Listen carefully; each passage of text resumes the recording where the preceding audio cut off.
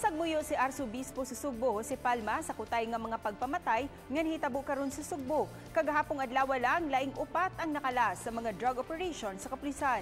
Si Chona Carrion sa report.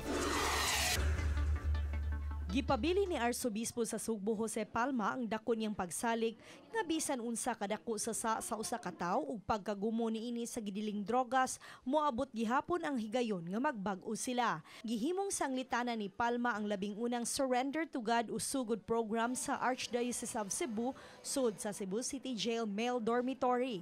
Sa labing unang higayon usab mohalad og santos nga misa si Palma sud sa City Jail alas 3 sa hapon karong Biyernes. Prayerfully, one day they may be free and they can be again a sign that they have changed. Samtang naglaom usab si Palma nga ang ipahigayong National Youth Day sa Abril sunod tuig makatabang aron pagiya sa kabatanunan nga mahasubay sa saktong dan sa kinabuhi.